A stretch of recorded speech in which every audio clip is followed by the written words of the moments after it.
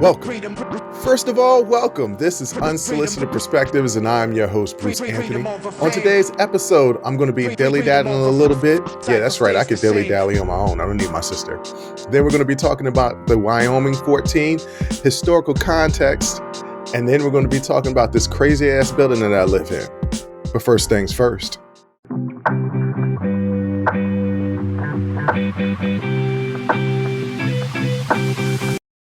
Nonconformity. You know, I model myself after being a nonconformist. I go against typically what everybody else is going towards. I'm just a natural contrarian. I don't like being assimilated in any particular group. I don't like conforming to what people think you should be. I am a person that says be your authentic and individual self. But there are times where I'm a hypocrite. And one example of a situation where I'm a hypocrite is my cell phone. That's right, ladies and gentlemen. I am an iPhone user. Like most of you are here in the States, because iPhone is the most, well, actually, it's not the most used phone. It's one of the most popular phones. And the reason why I'm bringing all this up is because iPhone just released a new version of their phone, which isn't really different from the last version of the phone. And everybody is talking about, are you going to get the new phone? Are you going to get the new phone? I have an iPhone 12 Pro Max. Still works, knock on wood. There's no reason for me to spend the $1,300, $1,400, $1,500 for a new phone. I'm just not going to do it. My phone is paid off. It's like when you got a car and you pay it off, you want to hold on to it. You don't want to go get a new car.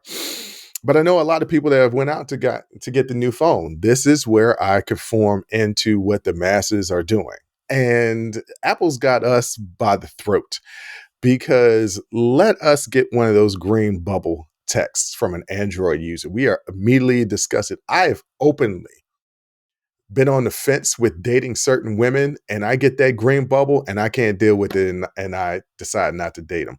That's one of the dumbest freaking reasons not to date somebody, but I must admit it has happened. And why are we like that? It's because we've been tailored isn't the right word. We've been brainwashed into thinking that we need these Apple products because they sync so seamlessly into our lives, whether you have the iPhone, the iPad, the Mac, the Apple Watch. You could do everything. Everything is synchronized, right? Also, people have ready-made access to us at all times, which is a problem in and of itself. But I bring all this up in essence to talk about nonconformity, because where you will see people nonconforming are those Android users. My bestie is an Android user. I've been on her for over 10 years. I've been on my bestie for years to switch it up and be an iPhone user. And she is adamant. She is not switching up. And let's think about this. All you iPhone users out there that know somebody who is rocking an Android, you know them to be some of the most stubborn people in the world of switching up. And they're right. They shouldn't switch up. Why should they conform to what everybody else is doing? Why? To make it easier for you to FaceTime them? There are other apps out there where you can FaceTime. Hell, I have a friend who has my phone number, who has an iPhone, that never texts me. She's always DMing me and Instagram. And when she calls me, she FaceTimes through Instagram. That's a feature that you could use, an Android user could use. Like, this idea that the people closest to us have to have an iPhone in order for us to communicate with them or talk to them is absolutely absurd and ridiculous. That's not the truth. An Android user, I know I have two close friends that use Androids. And I just found out another close friend of mine that I hadn't seen in a couple of years. She was up here to visit in the DC area last week, and I got to spend some time with her, and she's an Android user. Now, most of the Android users I know personally are female, but I know there are absolutely male Android users. I'm just speaking from personal experience. Stubborn as hell, not switching to iPhone, defiant even, saying I will never switch to iPhone. And when I think about it, the functionality of the iPhone and the Android is basically the same. Matter of fact, if you're a tech geek, the ability to sideload apps onto your Android devices is so much easier than Apple.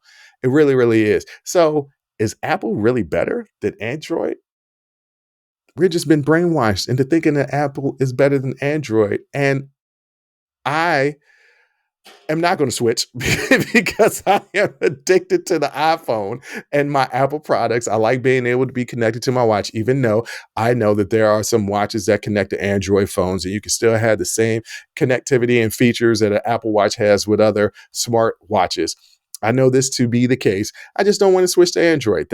I used to have an Android. I was adamant back in the day of not switching to iPhone, of not being a conformist, but just made life easier for me to switch to an iPhone. But I respect those people that are that are Android users who are determined to never switch to the iPhone. You got to commend them. Instead of making fun of them and and joking on them because they're different in the green bubble, we should be praising them because they're standing on their square. They are dead set in their principles and they're not wavering for that. Is it partly stubbornness? Yes, but also it's a part of not trying to be like everybody else.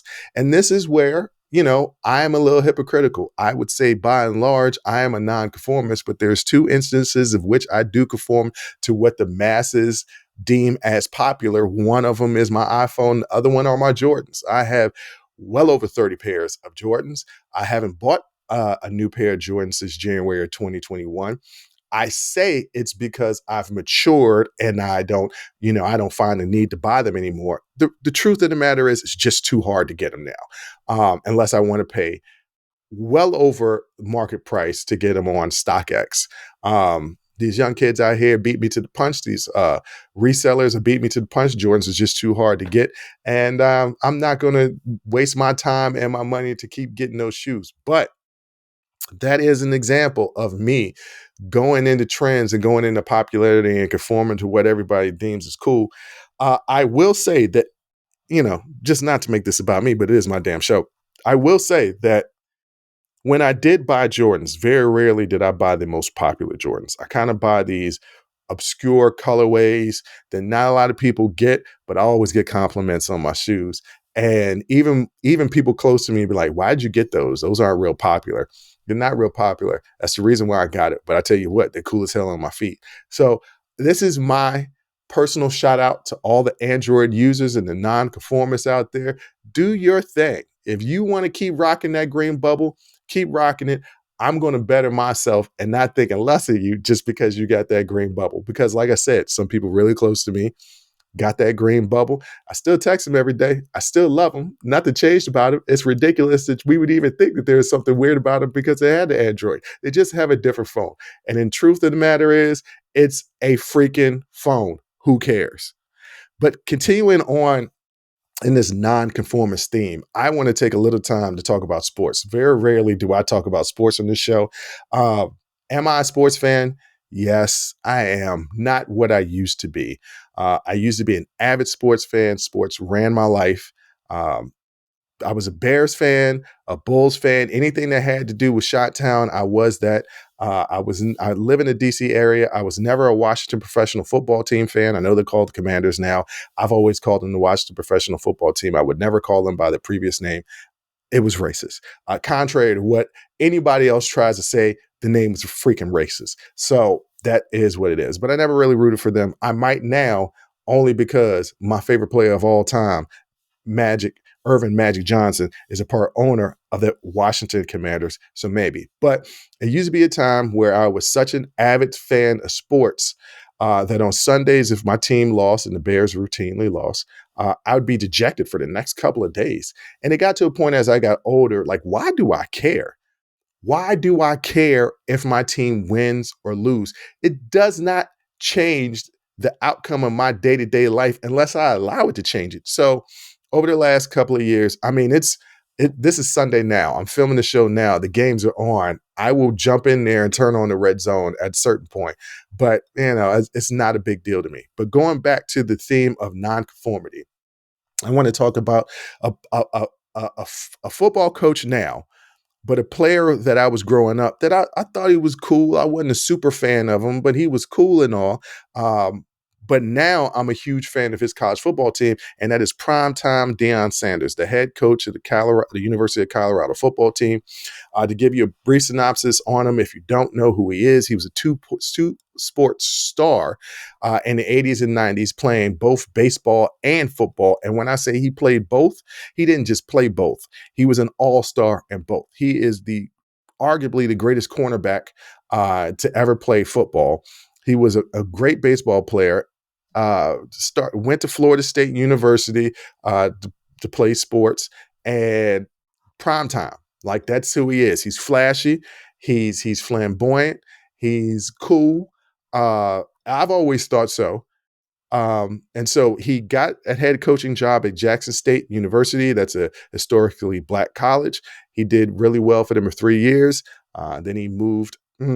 Up is not the right word, but in essence, he did move up to this is I'm not going to say major college football, but more mainstream college football. How about that? And coaching the University of Colorado. And they didn't even have the money to pay him. They did a crowdsourcing type of situation to pay him. That's how much they wanted him. Now, to give you backstory on the University of Colorado, they have won national championships in the past. They were a prestigious football university and fell on hard times. So hard that last year, before Primetime became the head coach, they had won one game. They won one game last year. Primetime comes into the school. There's a huge turnover in players, and there's some argument of, was that right or wrong? This is what I will say, and what most people don't understand about athletic scholarships. They're 1-year renewables. When these kids go to school and they get a scholarship, it can be for 4 years. But at any time, the athletic department can pull that scholarship. It's a year-to-year renewable. I don't believe there's a such thing as getting a 4-year scholarship in college athletics. I don't believe that to be the case. It's a renewable. Typically, you have that. Most universities don't go back on that, but there are cases where universities go back on that. He went in and he said, "Hey, look." And he did it in a semi-nice way, but you guys are losers. So, the best of the best I'm going to keep, and, the rest I'm going to get rid of and bring in my own players. And he did that. And right now they're 4-3. Why do I bring him up about being a nonconformist? Because he is flashy, he's flamboyant, he's outspoken. Now, listen to the adjectives that I just used to describe him. These are typically adjectives that are used for Black people to describe them as non-conforming, and it's code. I did that specifically. It's code. It's code to basically say, hey, look, we invited you into this. Be grateful that you're here. Sit back, shut up, do what we say. And you find this a lot in sports when these adjectives get thrown out about people that are Black or white. Okay. If Tom Brady celebrates a touchdown by spiking the ball and yelling out, "Let's go," that's fire and determination. That's grit. That's celebrating victory. If Randy Moss does a dance in the end zone, that's egotistical, that's self-centered, he's not about the team. Same thing, bringing attention to yourself. But the adjectives that are used to describe these people are completely different. And it's based on race.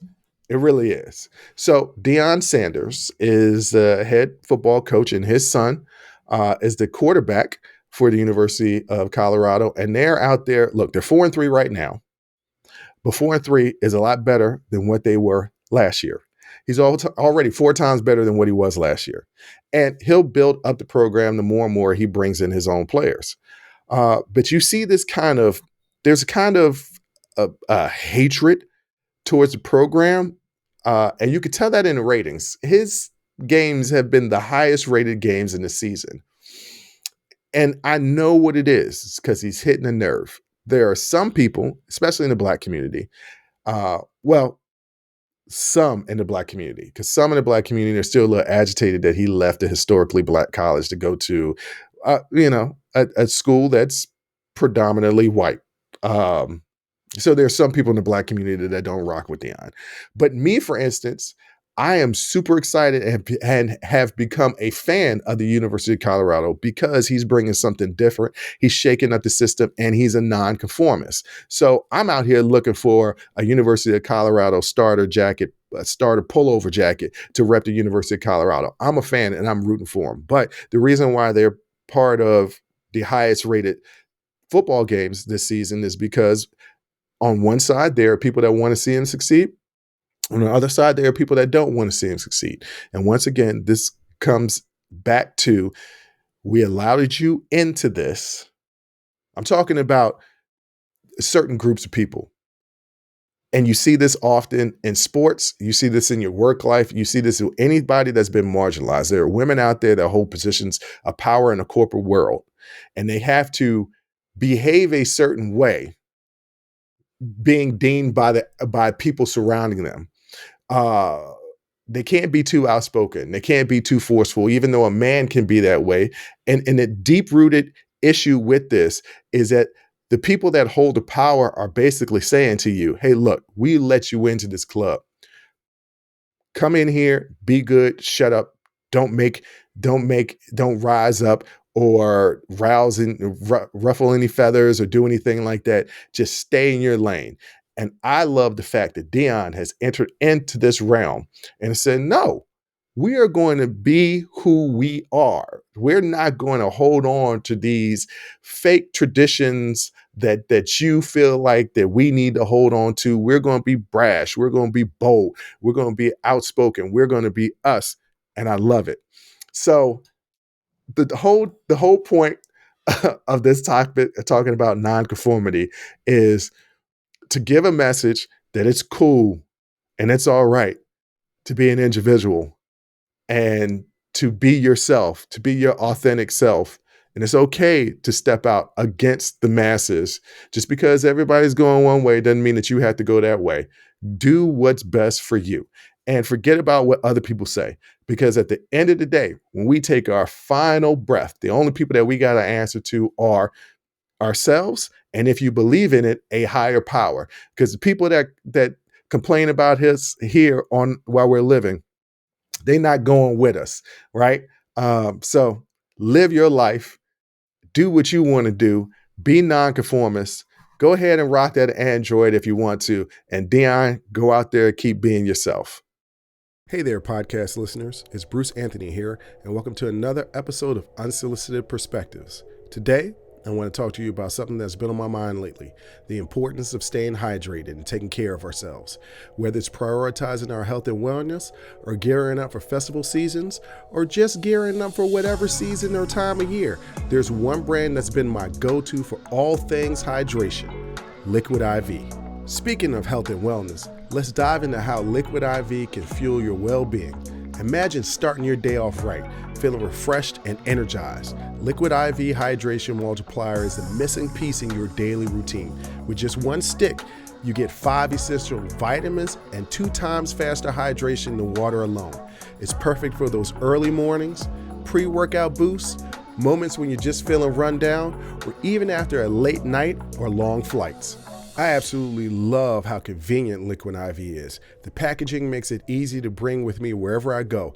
And let me tell you, it's become vital daily part of my routine. The flavors, let me tell you something, they're incredible. From refreshing sea berry and strawberry lemonade to classics like lemon lime and watermelon, there's a flavor for every preference. It's like a burst of hydration with a hint of deliciousness. Picture this. 1 stick of Liquid IV mixed in 16 ounces of water, hydrating you 2 times faster and more efficient than water alone. And with 12 mouth-watering and flavors, you'll never get bored with your hydration routine. Plus, Liquid IV is packed with 5 essential vitamins: B3, B5, B6, B12, and of course, vitamin C.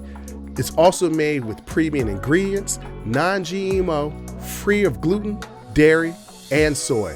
This is hydration at its finest. But it doesn't stop there. Liquid IV believes that access to clean and abundant water is the foundation of a healthier world. That's why they partner with leading organizations, finding innovative solutions to help communities protect both their water and their futures. It's incredible to know that Liquid IV has already donated over 39 million servings in 50 plus countries around the world. They truly walk the talk. Get 20% off when you go to liquidiv.com and use code UNSOLICITED at checkout. That's 20% off anything you order when you shop Better Hydration today using promo code UNSOLICITED at liquidiv.com. Remember, folks, taking care of ourselves should always be a priority. So why wait? Head over to liquidiv.com, pick your favorite flavors, and experience hydration like never before.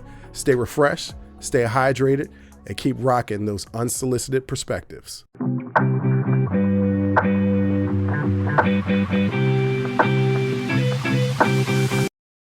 Well, y'all know me. I've said it over and over and over again. I went to school to be a high school history teacher. I'm a history nerd. I love history. I feel like if you know history, you can see the trends and the patterns, because history often repeats itself. You can see the trends and the patterns of society and the way life is moving. And maybe you get a better idea of how people will react to certain situations, what the outcomes will be. One of the reasons why this is very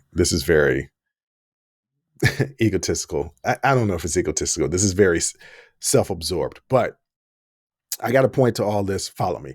The reason why so many people come to me for advice or say that I give good advice is because I love history. And if you study history, you know that, you know how people are going to react to certain situations, right? And in that, being a historian, I can examine things as they are.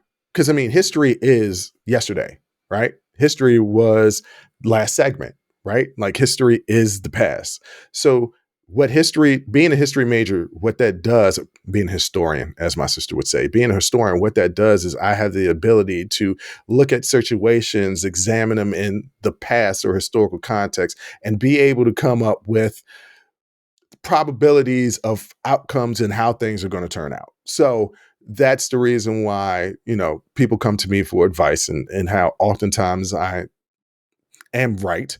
Uh, so much so that my ex-wife, I'm pretty sure she doesn't even know I have a show. So I don't think I'm throwing her under the bus.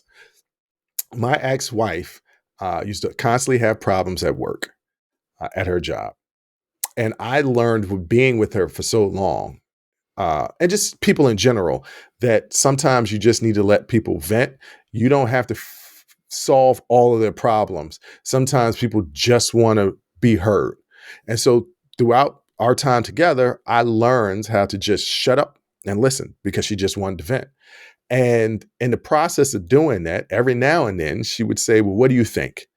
And I would say to her this one thing. I would say, "Do you want to know what I think will happen? Or do you want me to just, back you up on whatever?" She would say, "No, I want you to tell me what you think will happen." And every single time I would tell her, "Well, this is going to happen. This person is going to do this person is going to do that, and this will be the final outcome." Every time I was right.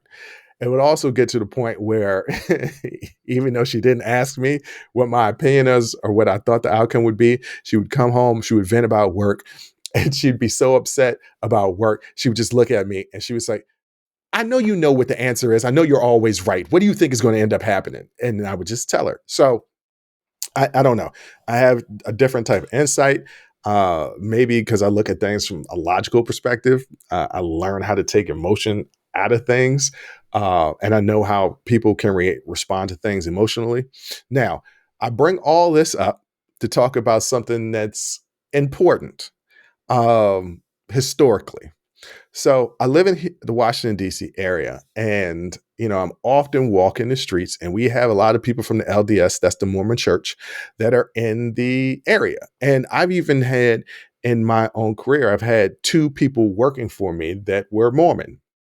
One asked me to go to church. I politely declined. One didn't try to ask me to go to church, never even really brought it up. I knew that she was Mormon through her postings on Instagram. How do I feel about the Mormon church? Hey, believe what you want to believe.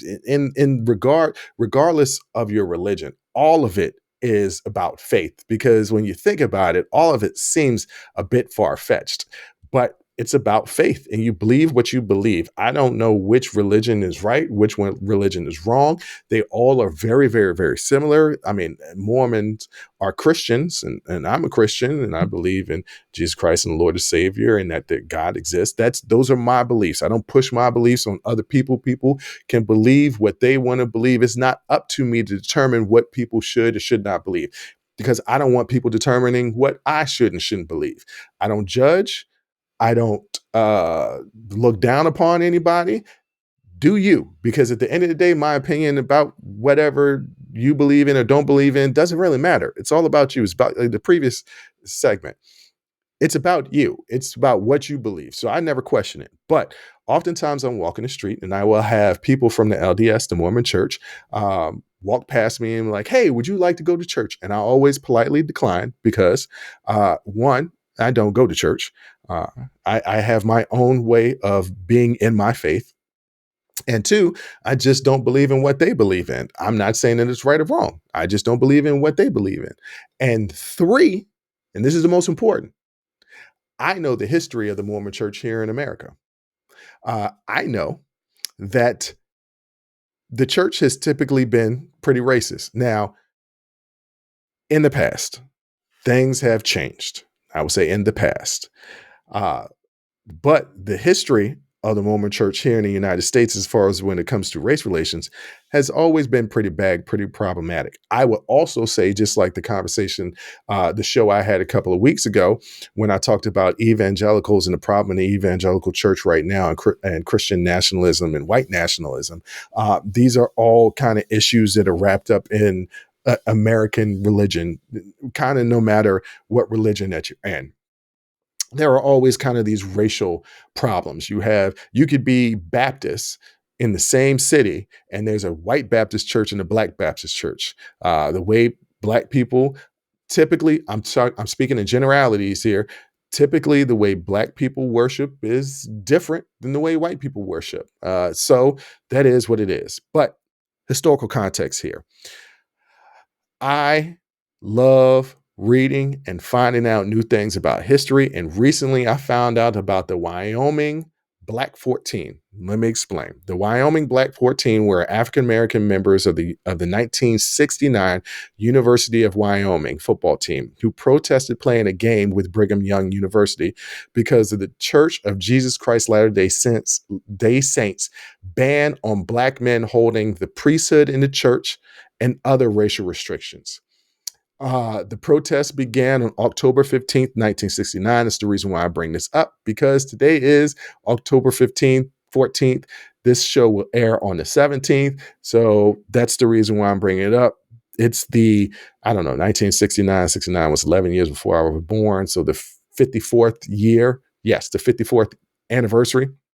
Okay, so the protest began on October 15th, 1969, when Willie Black, a 32-year-old math graduate student and head of the Wyoming's Black Student Alliance, upon learning of the LDS's ban on black male priests, brought a letter titled "We Must Protest" to university administrators. The letter described the race issues of the Mormon Church, including priesthood restrictions and other prohibitions. Prohibitions, not prohibitions. Restrictions. Uh, excuse me, speech impediment. Bear with me. 2 days before the game against BYU, once again, these are 14 players on the Wyoming football team, because Wyoming is playing BYU. 2 days before the game against BYU, the 14 black players walked to the athletic complex to discuss options for how they might protest. They eventually decided to wear black armbands, but nevertheless compete in the game. However, on October 17th, the day before the game, Coach Eaton ordered the players to the bleachers where he reprimanded them and then released them from the team, revoking their athletic scholarships. Remember what I said, folks. Your athletic scholarship is not a 4-year guaranteed situation. Your athletic scholarship can be revoked at any time. And that's what this coach, the head coach of the Wyoming football team, Coach Eaton, decided to do with these Black 14 players because they were protesting the racial discrimination of the LDS, the Mormon Church. The dismissal of the 14 players brought swift attention to the university. The WU, or the University of Wyoming, the UW, dyslexia. The UW, the University of Wyoming Student Senate passed a resolution which said in part that the actions of Coach Eaton and the Board of Trustees were not only uncompromising, but unjust and totally wrong. By the end of October, the University of Wyoming College of Arts and Sciences voted to support the student athletes. The protest of the Black 14 sparked nationwide focus on the LDS Church practices and other protests by student athletes. Students at the campuses of almost every BYU opponent protested at the games, regardless of the sport, and called on their institutions to ban contests with the BYU athletics. So basically, what happened was the Black 14 in Wyoming were martyrs, okay, for a cause of bringing attention to the racial discrimination of the LDS Church, period. Like, it wasn't just Brigham Young University, right? It was the entire religion at that time. Not only were Black people not allowed to be priests, Black men specifically, because there are no women priests in the Mormon Church. That may have changed now. I had to do some research on that, but back then, absolutely not. Okay, and most Black people who were members weren't allowed to enter the temples. They weren't allowed to enter the temples. Let me repeat that for a third time. Members of the church were not allowed to go in and worship with other members. That's all I got to say, right? And so the Black 14, because of their protests, brought so much attention to these racial discriminations that the LDS and the Mormon Church had that every time BYU played another school, there were protests. And there were calls by the students of those schools that were playing BYU to not only not play them, but to kick them out. In recent years, BYU has recognized the Black 14 and have honored them and understand their protest and how it helped the church. Now, when you're asking me, what was actually the LDS's policy on race relations before 1978? Now, this happened in 1969. In 78, there was a change, but what was the race relations before 1978? Well, let's give a little history of the Mormon Church before then. From the mid-1800s until 1978, the Church of Jesus Christ and Latter-day Saints, the LDS, did not ordain men of Black African descent to its priesthood or allow Black men or women to participate in temple. The church was established in 1830 during an era of great racial division in the United States. Y'all know about the 1800s, right? 1800s, slavery, all that stuff. That was still a thing back then. Despite the fact that they would baptize anybody, you still couldn't worship with them. During the first 2 decades of the church's existence, a few Black men were ordained to be priesthood. However, in 1852, President Brigham Young, the person in which the school that the Black 14 were protesting, okay? And so there were some Black priests before 1852. However, in 1852, President Brigham Young publicly announced that men of Black African descent can no longer be ordained in the priesthood. The policy meant that people with any Black African ancestry could not hold the priesthood in the LDS Church and could not participate in most temple ordinances, including the endowment and celestial marriage. This restricted lasted from the presidency of the Brigham Young until 1978. So until this dude died, no, I mean, obviously he didn't live 126 years, but it lasted until 1978. Just to let you guys know that there are some Black priests now that Black people are now allowed in the temple to worship, but it's all because of the Black 14. So back to the theme of being a nonconformist. Here we go again. These were people that were saw an injustice, not something that they were privy to personally, but I mean, Wyoming in 1969, I'm sure they it wasn't easy for them. Um, but them learning that, hey, this religion discriminates outwardly against Black people. We can't rock with that. And they decided to protest, and that protest brought about change. I think the LDS is even better for that. I'm not an LDS member. I don't know what it's like in the church. I will say that they will absolutely walk up to me and offer to bring me to church. Also, part of the reason why they discriminated against Black people back in the day is because they said Black people had the mark of Cain. I don't know if they still believe that. Maybe they're trying to come and save my soul because I got the mark of Cain on me because I'm Black. That's what they used to believe. I don't know that to be the case now.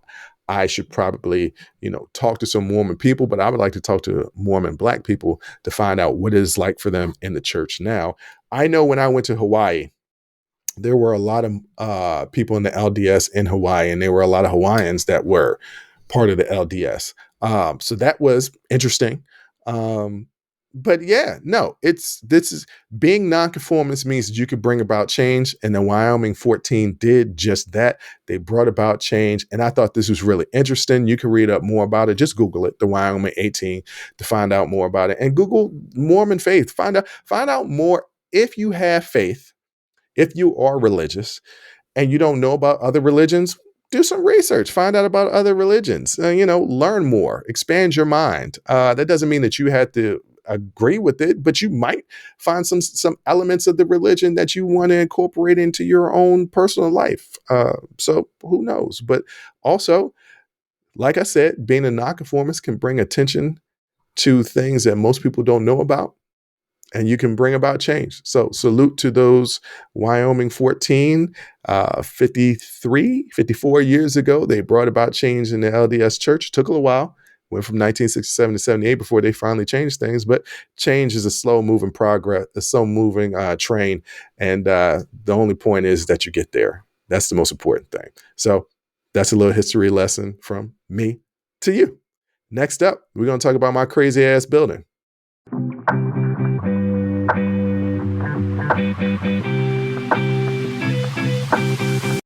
All right, my crazy ass building. Look, I have some characters that live in my building, and maybe I'm a character too, right? Like maybe I'm a character too. Maybe other people look at me and be like, Bruce is a character, but I legitimately have some characters that live in my building. It just seems like a lot of them live on my floor. It seems like a lot of them are my actual neighbors, and I got to be careful so that my neighbors don't actually hear what's going on because my studio is in my place. But so there are a couple of people in the building because I've been living here. This is actually the longest place I've ever lived in my entire life. If you guys listen to the 50th episode, you know that I've moved around a lot in my life. This is the longest place that I've ever lived in my entire life.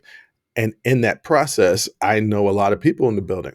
Don't know their names because at a certain point, saying hello to everybody and being introduced and you get their name and you forget it. After 2 or 3 years, you just say, hey, man, or hey, how you doing? Or hey, how you doing, ma'am? And just stuff like that. That is what it is. Like, I don't know these people's names and it's too late for me to ask. So I'm not going to ask. It's just, hey, man, and how you doing? And besides, I really don't want too many people being my friend in my building because I don't like random people knocking on my door trying to ask me, what am I doing? I'm chilling. That's what I'm doing. But I got a couple of guys in the building that want to be my friend. I don't know why. Like, do I think I'm a cool person? Yeah, I think, I got something to say and, I got some jokes every now and then. I don't know why these people want to be my friend. And they're like, not in my age. There's one dude, I'm not going to say his name, but he's like 10 years older than me. And he was like, hey, man, let's get together and hang out sometime. Maybe go to a game or something. I don't want to do that. One, we don't have nothing in common.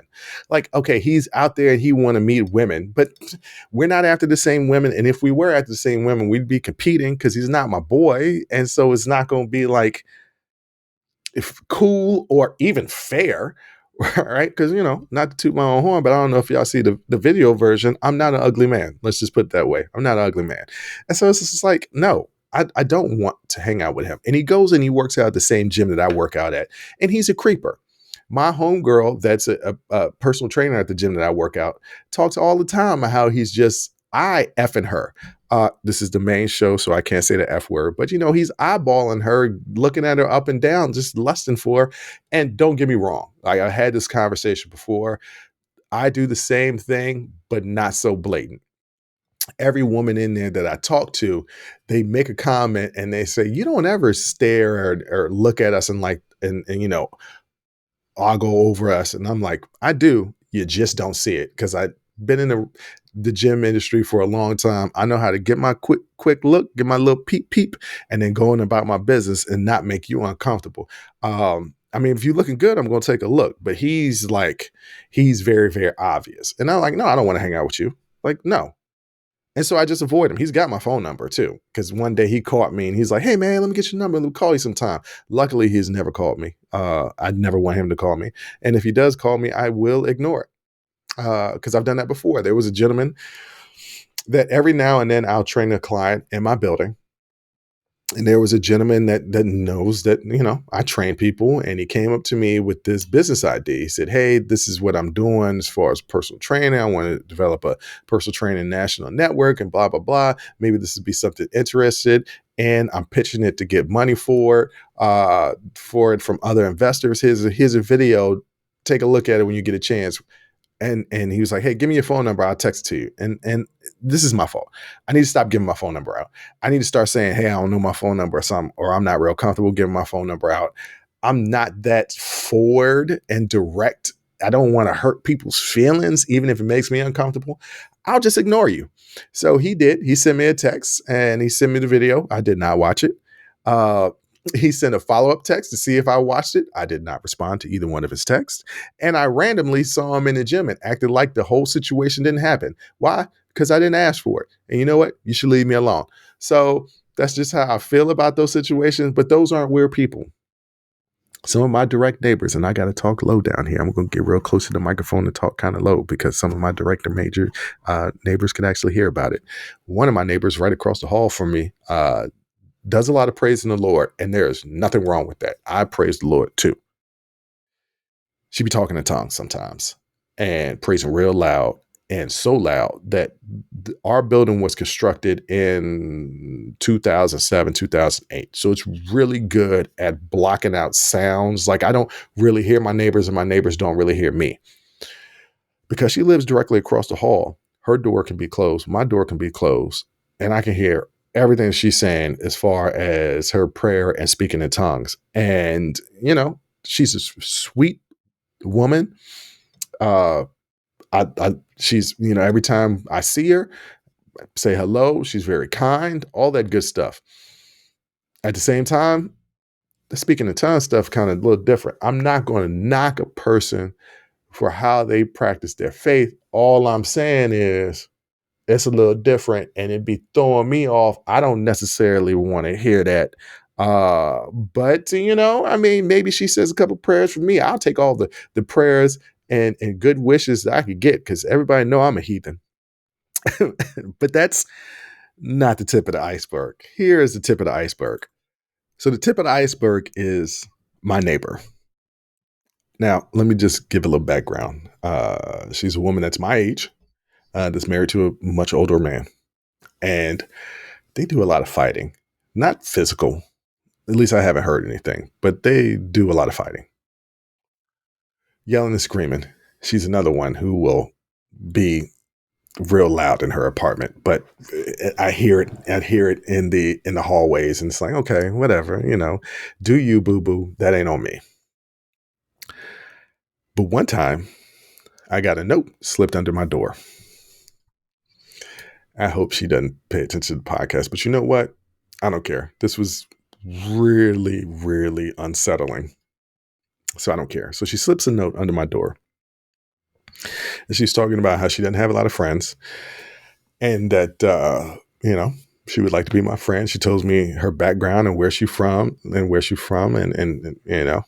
leaves her number and says, "Hey, give me a call sometime so we could be friends." Now, let me give you some context to this. She had moved in probably a year previously, and I was dating somebody. And the person I was dating was over my house a lot. I would say it was over my, it was guaranteed she was, the person I was dating was over my house 2 days a week during the week that she just stayed with me. And like almost every other weekend, she was here all weekend. So it was a lot of times she was over my house. She had a presence here in the building, the whole nine. Everybody knew that we were dating.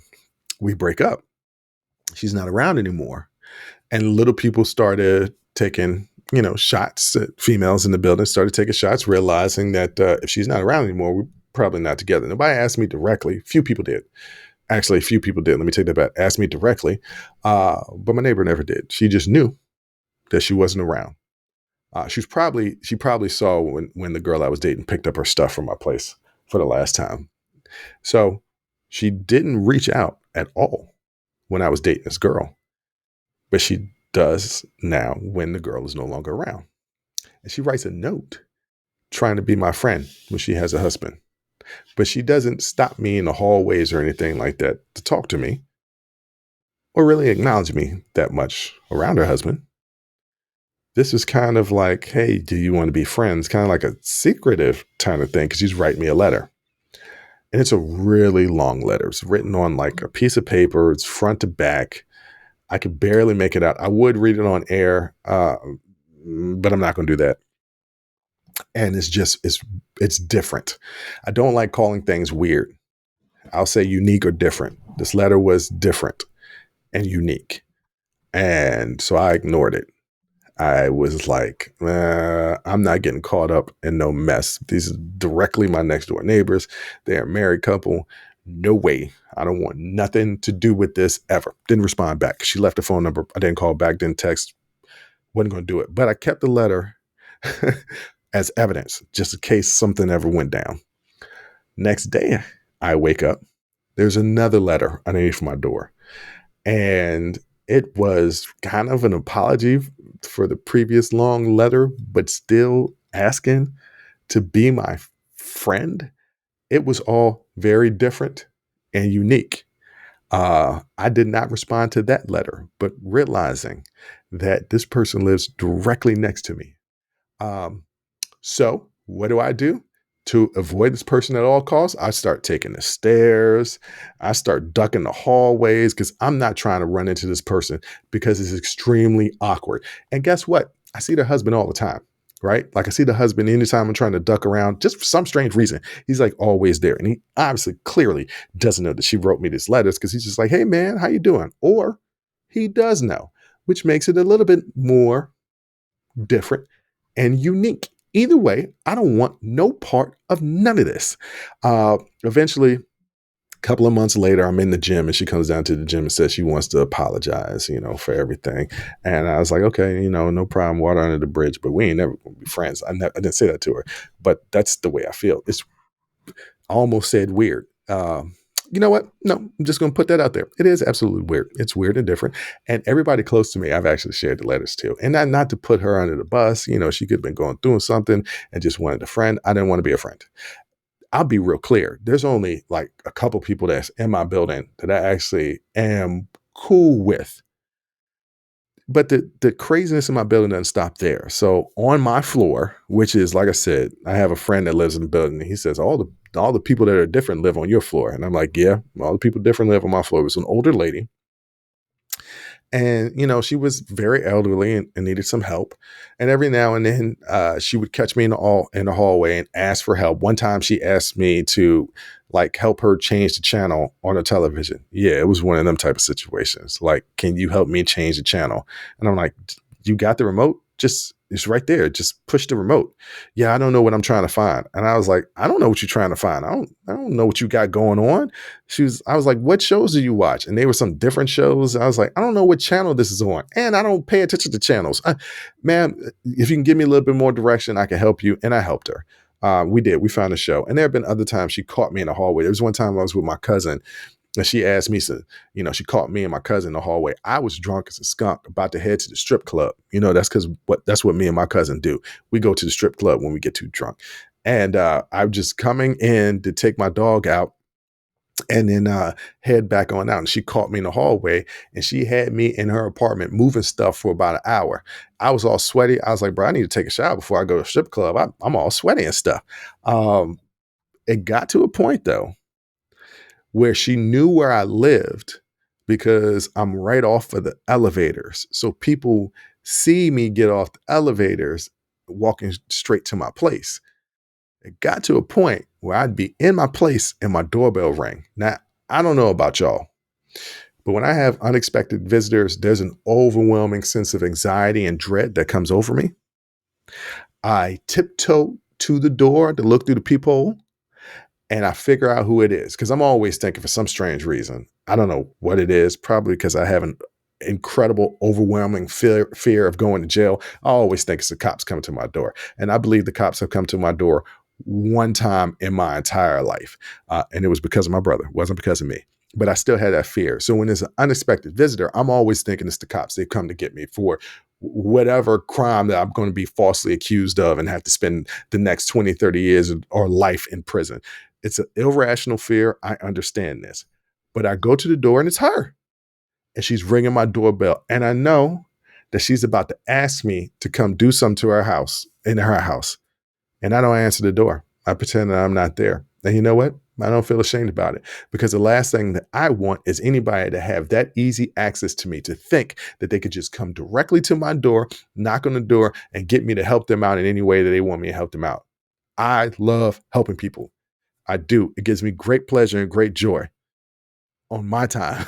I'm sorry. That's the truth. It's the truth. I love helping people on my time. I'm not going to go out of my, I will go out of my way for the people that I really truly care about.